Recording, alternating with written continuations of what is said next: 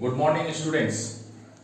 আজকে তোমাদের theory of production উৎপাদন তত্ত্বের আমি শেষ পার্ট লাস্ট পার্টটা আজকে আলোচনা করব। এর আগে 3টে পার্ট আলোচনা করেছি। লাস্ট লেকচারে আমি যেটা বলেছি, যেটা আলোচনা করেছি সেটা হচ্ছে ব্যয় সংকোচের সুবিধা। বৃহদায়তন উৎপাদনে কিভাবে ব্যয় সংকোচ করা যায়, মানে এর সুবিধা কি।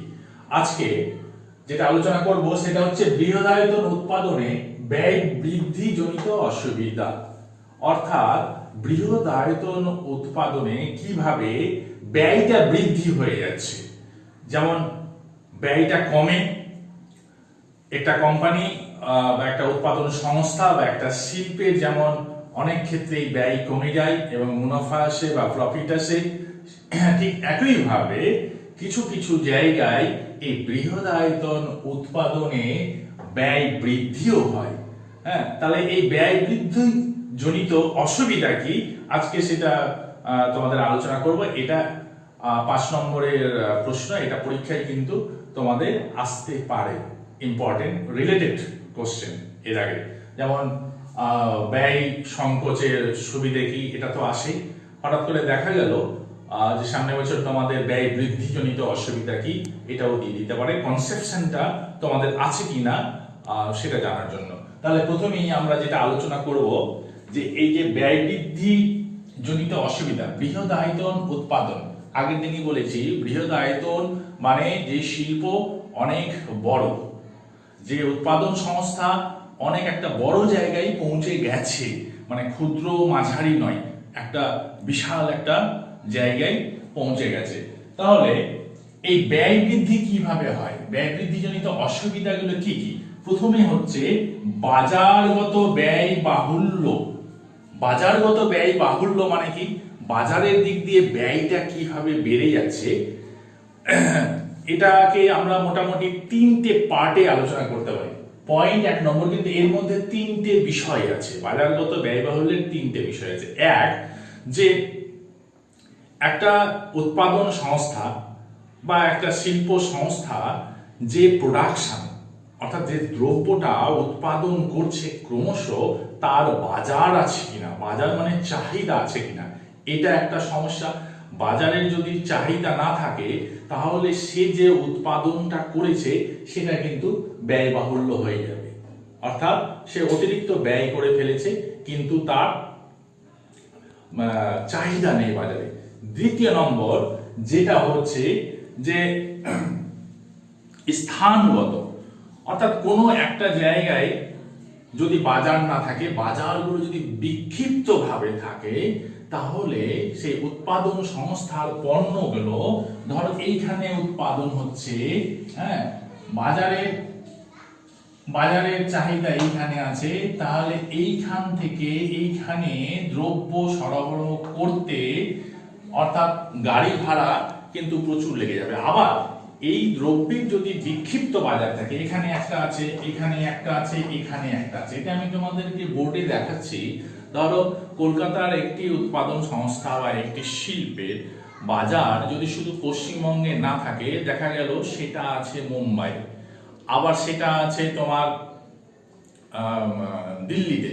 তাহলে বিভিন্ন জায়গায় যদি বিক্ষিপ্ত করে তোমার চাহিদা থাকে, তাহলে কলকাতা থেকে যে উৎপাদিত দ্রব্য সেটা কিন্তু তোমাকে পণ্য সরবরাহ করতে হবে। আর পণ্য সরবরাহ করলে কি হবে, কোম্পানির অনেক ব্যয় হবে, ট্রান্সপোর্টের খরচা হবে। তাহলে এটা হয়ে যাচ্ছে বাজারগত ব্যয়বাহুল্যের একটা 2 নম্বর পার্ট। আবার 3 নম্বর যেটা পার্ট হচ্ছে বাজারগত ব্যয়বাহুল্যের, সেটা হচ্ছে যে পূর্ণ প্রতিযোগিতা যদি থাকে, পূর্ণ প্রতিযোগিতা যদি থাকে তাহলে কি হবে, প্রত্যেকেই চাইবে নিজের উৎপাদিত দ্রব্যটা বেশি পরিমাণে যেন বাজারে বিক্রি হয়। তাহলে কি করতে হবে, আমাকে ক্রেতা, অর্থাৎ যারা ভোক্তা ভোগ করছে বা কিনছে, তাদেরকে আমাকে আকর্ষণ করতে হবে। তাহলে আকর্ষণ করতে গেলে কি করতে হবে, আকর্ষণ করতে গেলে আমাকে বিজ্ঞাপন দিতে হবে, সে টেলিভিশনে হোক আর জায়গায় জায়গায় হোর্ডিং করে হোক, নিউজ পেপার অর্থাৎ দৈনিক যে আমাদের পত্র পত্রিকা সেখানে হোক, এই এটা কিন্তু বেশি বেশি পরিমাণে দিতে হবে। তাহলে বেশি বেশি পরিমাণে যদি দেওয়া যায় তাহলে বিজ্ঞাপনের ব্যয়টা তোমার বেড়ে যাবে। এইবার যেটা বলছি, পূর্ণ প্রতিযোগিতার বাজারে, এই বাজারগতের মধ্যে পূর্ণ প্রতিযোগিতা, এই পূর্ণ প্রতিযোগিতার বাজারে কি হচ্ছে দেখো তোমাদের, আমি একটা উদাহরণ দিচ্ছি। যেমন এখন অনেক রকম মোবাইল বেরিয়ে গেছে বা টেলিভিশন বেরিয়ে গেছে। তাহলে এই পূর্ণ প্রতিযোগিতা মানে কি, সমজাতীয় দ্রব্য বাজারে বিক্রি করছে, একই ধরনের একই কোয়ালিটি। তাহলে এই একটা কোম্পানি এইরকম 10টা কোম্পানি আছে। তাহলে এই 10টা কোম্পানির মধ্যে আমি একটা টেলিভিশন কিনবো, আমি কোনটা কিনবো? আমি সেটাই কিনবো যেটাতে আমি বিজ্ঞাপন বেশি করে দেখছি, বিজ্ঞাপন আমাকে যে প্রভাবিত করছে। তাহলে বিজ্ঞাপন যে আমাকে প্রভাবিত করছে, আমি কিনছি সেই কোম্পানির একটা। তাহলে সেই কোম্পানি কি করছে? বেশি করে বিজ্ঞাপন দিচ্ছে। আমি টেলিভিশন দেখছি, আমি তোমার নিউজ পেপার দেখছি, প্রত্যেকদিন ওই একই কোম্পানির, বা যেটা আমি কিনবো যে কোম্পানি, সেই কোম্পানিরই বেশি বেশি আমি দেখছি, সেটা দেখে আমি আকর্ষিত হচ্ছি। তাহলে এই বাজারগত ব্যয়বাহুল্যর একটা বৃহদায়তন উৎপাদনের এটা একটা কিন্তু সমস্যা। দ্বিতীয় নম্বর হচ্ছে উৎপাদনগত, এটা হচ্ছে উৎপাদনগত ব্যয়বাহুল্য। 2 নম্বর উৎপাদনগত ব্যয়বাহুল্য মানে কি? এখন আমি একটা দ্রব্য উৎপাদন করছি, তো তার তো উপাদান থাকবে। উপাদান মানে কি? সেই দ্রব্যটা যে সমস্ত ক্ষুদ্র ক্ষুদ্র জিনিস দিয়ে এক জায়গায় অ্যাসেম্বল করে জড়িয়ে সেটাকে কি হয়, উৎপাদন করা হয়, ফাইনালি দ্রব্যটা উৎপাদিত হয়। তাহলে যে সমস্ত জিনিস দিয়ে, অর্থাৎ উপাদান দিয়ে সেই দ্রব্যটা উৎপাদিত হচ্ছে, সেটার যোগান যদি পর্যাপ্ত পরিমাণে না থাকে, প্রত্যেকটা বৃহদায়তন শিল্প, এই যে বললাম টেলিভিশন বা ঘড়ি বা মোবাইল, তো ক্ষুদ্র ক্ষুদ্র যে উপাদানগুলো আছে, সেই উপাদানগুলো বাজারে যদি পর্যাপ্ত পরিমাণে তোমার যোগান না থাকে, তাহলে এই কোম্পানিগুলো কি করবে? তার উৎপাদনটা বজায় রাখার জন্য বেশি দামে, আগে যে সুলভ মূল্যে পেত, সেটা কিন্তু তাকে বেশি দামে কিনে নিতে হবে। তারপর তাকে উৎপাদনটা অব্যাহত রাখতে হবে, উৎপাদিত সে করতে পারবে। তাহলে এটা হচ্ছে উৎপাদনগত ব্যয় বাহুল্য। আরেকটা যেটা পরে পয়েন্ট, পরিচালনগত ব্যয়বহুল। পরিচালনগত ব্যয়বহুল মানে কি? এর আগেই আমি বলেছিলাম যে পরিচালনার জন্য বিভিন্ন বিশেষজ্ঞদের সেখানে নিয়োগ করা হয়। বিশেষজ্ঞ ব্যক্তি হোক, কর্মচারী হোক, ইঞ্জিনিয়ার হোক, ম্যানেজিং ডিরেক্টর হোক। তাহলে একটি বড় কোম্পানি দেখো বিভিন্ন ছোট ছোট বিভাগ, উপবিভাগ, অর্থাৎ শাখা এবং প্রশাখা থাকে অসংখ্য। তাহলে এই অসংখ্য শাখা এবং উপশাখায় তোমার একজন ভালো পরিচালক যদি নিযুক্ত করা হয়, তাহলে কি হচ্ছে? তাকে তো অনেক টাকা দিতে হচ্ছে। আরেকটা যেটা সমস্যা হচ্ছে, এই বিভিন্ন শাখা এবং উপশাখার মধ্যে সংযোগ স্থাপন করাটা একটা কিন্তু ঝামেলার বিষয় হয়ে যাচ্ছে। অর্থাৎ সংযোগটা স্থাপন মানে তাদেরকে সংযোগ মানে যোগাযোগ, তাদের সঙ্গে যোগাযোগ করে উঠতে পারাটা কিন্তু একটা কষ্টসাধ্য ব্যাপার। তাহলে এই যে পরিচালনগত বিভিন্ন ভাগে যে ভাগ করে দিচ্ছে, যে নিখুঁতভাবে পরিচালনা হবে, কিন্তু দেখা যাচ্ছে যে একটা ভাগের সঙ্গে আরেকটা উপভাগ বা আরেকটা উপভাগের সঙ্গে আরেকটা ভাগের সংযোগটা কিন্তু খুব স্মুথলি হচ্ছে না। ফলে বড় বড় কোম্পানির বৃহদায়তন উৎপাদনে এই ব্যয়টা কিন্তু বেড়ে যাচ্ছে। আরেকটা যেটা হচ্ছে শ্রমিক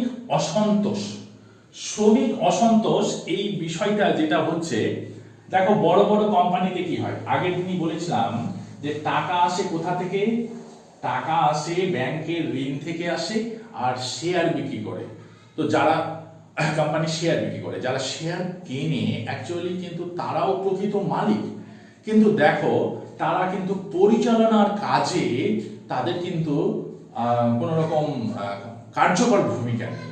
ফলে এই যে কার্যকর ভূমিকা নেই, তারা শেয়ার কিনেছে, কোম্পানির লাভ হলে তারা লাভ পাবে, লস হলে তারা লস পাবে, লস করবে, মেনে নিবে। কিন্তু কোম্পানিটা কিভাবে চলছে পরিচালনার ক্ষেত্রে কিন্তু তাদের কোনো ভূমিকা নেই। ফলে মালিক এবং যারা দ্রব্যটা উৎপাদন করছে, একটা কোম্পানির বিভিন্ন দ্রব্য, যে সমস্ত শ্রমিক আছে, যে সমস্ত কর্মচারীরা, বেতনভুক্ত কর্মচারীরা কাজ করছে, তাদের সঙ্গে মালিকের কোনো যোগাযোগ নেই। অর্থাৎ কর্মচারীরা এইখানে আছে, কর্মচারীরা এইখানে কাজ করছে কোম্পানির অধীনে, আর এখানে অসংখ্য মালিক আছে, তারা শেয়ার হোল্ডার, শেয়ার কিনেছে।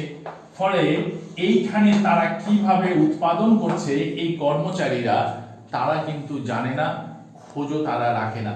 ফলে এই কর্মচারীদের কিছু চাওয়া পাওয়া বিষয় থাকে, কিছু সুবিধে অসুবিধা বিষয় থাকে, তাহলে এটা তারা কাদের সঙ্গে আলোচনা করবে, এই বিষয়ে শ্রমিকদের মধ্যে একটা অসন্তোষ দেখা যায়।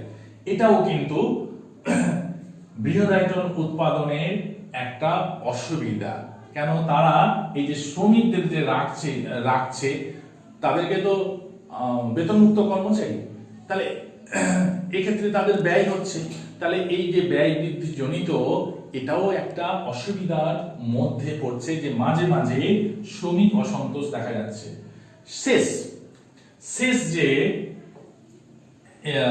পয়েন্ট অসুবিধা এই যে বৃহদায়তন উৎপাদনের, সেটা হচ্ছে মূলধন সংগ্রহের অসুবিধা। মূলধন সংগ্রহের অসুবিধাটা কিরকম? আগে বলেছি, বড় শিল্প ব্যাংকের কাছে বা বিভিন্ন সোর্সের কাছে খুব তাড়াতাড়ি তারা লোন পেয়ে যায়, যেটা একটা ছোট সংস্থা পায় না। কিন্তু প্রত্যেকেরই একটা লিমিট আছে। ব্যাংক একটা কোম্পানিকে ম্যাক্সিমাম লিমিট পর্যন্ত লোন দিয়ে দিয়েছে, অন্যান্য জায়গা থেকে যে সোর্স আছে তারা কিন্তু ম্যাক্সিমাম লোনটা নিয়ে নিয়েছে। এইবার তারা এর পরে যখন প্রোডাকশনটা বাড়াবে, তখন তাদের এই মূলধন, অর্থাৎ জিনিসপত্র কেনার জন্য যে টাকা, যে মূলধন, এটা কিন্তু সংগ্রহ অসুবিধা দেখা যায়। তাহলে আমাদের বড় শিল্প সংস্থার অসুবিধাগুলো কি কি? ব্যয় বৃদ্ধি কি কারণে ব্যয়গুলো হচ্ছে? বাজারগত ব্যয় বাহুল্য, তিনটে পার্ট আমি বললাম প্রথমেই। প্রথম যেটা পার্ট বললাম যে বাজারে চাহিদা যদি না থাকে। দ্বিতীয়ত হচ্ছে দূরত্বগত যে সমস্যা, বাজার যদি এক জায়গায় না থাকে তাহলে পণ্য সরবরাহের জন্য তার একটা খরচ হচ্ছে। আর 3 নম্বর হচ্ছে বিজ্ঞাপন ব্যয়। এখন তো সব পণ্য প্রতিযোগিতার একটা বাজার, সারা বিশ্ব জুড়ে বিশ্বায়ন চলছে। আর একটা হচ্ছে পরিচালনগত, যেটা বললাম ব্যয়, বিভিন্ন ভাগ উপভাগ থাকছে, সেখানে বিভিন্ন ভালো মানুষদের নিয়োগ করতে হচ্ছে এবং একটার সঙ্গে আরেকটা যোগাযোগ থাকছে না। ফলে এই যে বিভিন্ন ভাগ বা উপভাগ করে কোম্পানি যে সুবিধাটা অধিক পাবে বলে মনে করেছিল, সেটা কিন্তু পাওয়া যাচ্ছে না। ফলে তাদের বেশি করে টাকা দিয়ে বা বেতন দিয়ে তাদের নিয়োগ করাটা একটা কিন্তু ব্যয়বাহুল্য হয়ে দাঁড়াচ্ছে। শ্রমিক অসন্তোষ, যেটা এক্ষুনি বললাম, যে শ্রমিকদের মধ্যে অসন্তোষ জানাচ্ছে যে তাদের বেতন বৃদ্ধি, তাদের অতিরিক্ত কাজ, তাদের বোনাস, এই সমস্ত জিনিসগুলো তারা কাদের কাছে জানাবে? বা হঠাৎ করে কোনো একটা অঘটন ঘটলো বা ঘটনা ঘটলো, তখন তারা কোন মালিককে জানাবে? মালিককে জানাচ্ছে না, অফিসার, তাদের উপর তো অফিসার থাকছে, কিন্তু অ্যাকচুয়ালি মালিকটাকে, মালিকের সঙ্গে তাদের সরাসরি যোগাযোগটা হচ্ছে না। আর একটা হচ্ছে মূলধন সংগ্রহ। প্রত্যেকেরই একটা সীমা আছে, একটা ব্যাংকেরও সীমা আছে বা বিভিন্ন ব্যাংকের সীমা আছে, সে সর্বোচ্চ কত লোন দেবে, বা যে কোনো সংস্থা সর্বোচ্চ একটা লোন দেওয়া একটা সীমা আছে। কারণ একটা সংস্থাকেই সমস্ত লোন বা ব্যাংক খালি করে সমস্ত টাকা তারা দিয়ে দিতে পারে না, কেন ব্যাংকের অনেকগুলো ফাংশন থাকে। তাহলে বৃহদায়তন উৎপাদনে ব্যয় বৃদ্ধিজনিত অসুবিধা 1, 2, 3, 4, 5, এই 5টা পয়েন্টের ওপর ভিত্তি করে দাঁড়িয়ে আছে। তোমরা এটাকে সামান্য ব্যাখ্যা করবে। আমি যেটা তোমাদেরকে বলেছিলাম যে প্রত্যেকটা, এটা 4th চ্যাপ্টার, প্রত্যেকটা চ্যাপ্টারের আমি তোমাদের স্টাডি মেটেরিয়ালস আমি 1 নম্বর দিয়ে দিয়েছি, 2, 3 আজকে দিয়ে দিব, আর এটাও আমার কমপ্লিট হয়ে গেছে। তোমরা দেখবে 1 লাইন 2 লাইন করে ব্যাখ্যা আছে। আমি বারবার তোমাদেরকে একটা যেটা জিনিস বলি যে ইকোনমিক্সে কখনোই বেশি লিখতে হয় না। ইকোনমিক্স তোমার কনসেপশন, ধারণাটা তুমি 1 লাইন 2 লাইনের মধ্যে দিয়ে দিলেই হবে। আর ইকোনমিক্সে 97, 98, 99 পর্যন্ত কিন্তু হায়ার সেকেন্ডারিতে হাইয়েস্ট উঠেছে। আমি যেভাবে তোমাদের স্কুলে ক্লাসে যেভাবে তোমাদের নোটস আমি দিয়ে দিই, তোমরা যদি সেটা ভালো করে রপ্ত করো তাহলে কিন্তু অ্যাবভ 90 ওপর তোমরা পাবে। তোমরা আমাকে নিজেই বলেছো যে স্যার ইকোনমিক্স সম্বন্ধে সবাই একটু ভয় দেখিয়ে দিচ্ছে, কিন্তু এত ইজি সাবজেক্ট, অবভিয়াসলি এটা কিন্তু অন্যান্য সাবজেক্টের চেয়ে ভীষণ ভীষণ তোমার সহজ, এবং আগামী দিনে কেরিয়ারের ক্ষেত্রে জীবন গড়তে এই ইকোনমিক্সটা তোমাদের ভীষণ একটা ভাইটাল রোল প্লে করে। যে কোনো কম্পিটিটিভ এক্সামে তুমি যাও, WBCS যাও, IAS যাও, ব্যাংকের চাকরিতে যাও, অন্যান্য এই ইকোনমিক্সের এই বেসিক কোশ্চেনগুলো কিন্তু তোমাদের পরীক্ষায় আসে। সুতরাং আমি যেভাবে পড়াচ্ছি তোমরা সেইভাবে বাড়িতে তোমরা একটু অনুশীলন করবে, দেখবে সমস্ত কিছু খুব সহজ লাগবে এবং ভালো লাগবে। তাহলে আজকে এই পর্যন্তই থাক। আজকে এই ক্লাসের মাধ্যমে আমরা 4th চ্যাপ্টারটা শেষ করলাম। আমরা নেক্সটে আমরা 5th চ্যাপ্টারে চলে যাব। ধন্যবাদ, সবাই ভালো থেকো।